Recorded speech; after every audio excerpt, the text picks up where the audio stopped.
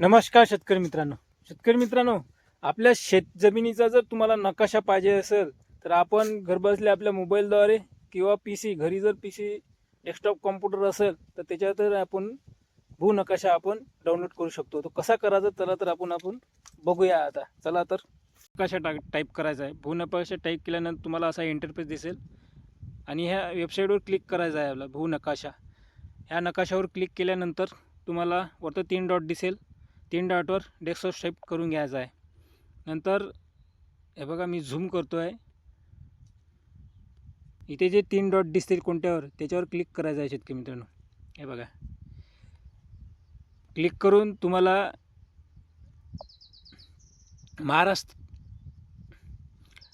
State दिसेल. महाराष्ट्र टाकायचा आहे. रुरल करायचा आहे. गाव असेल रुरल, शहरी असेल शहरी.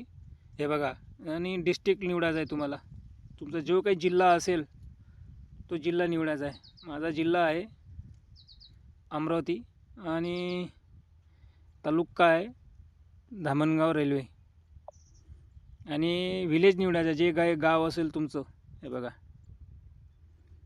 माझा देवगाव आहे आणि सर्च प्लॉट नंबर टाकायचा आहे तुम्हाला. इथे प्लॉट नंबर टाकला, जो तुमचा गट नंबर असेल तो गट नंबर टाकायचा आहे आणि पुन्हा प्लॉट नंबर इथे टाकायचा आहे.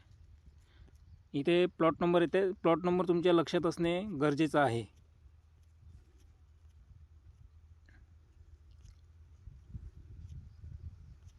हे बघा 41 आहे माझा. हे बघा खालते पूर्ण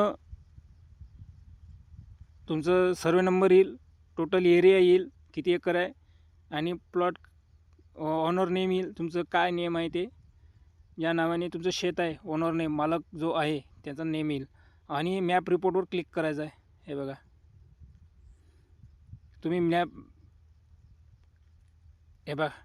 रिपोर्टवर क्लिक करायचं आहे आणि अशा पद्धतीनं तुमचा मॅप रिपोर्ट ओपन होईल आणि PDF फाईल ओपन करायची आहे.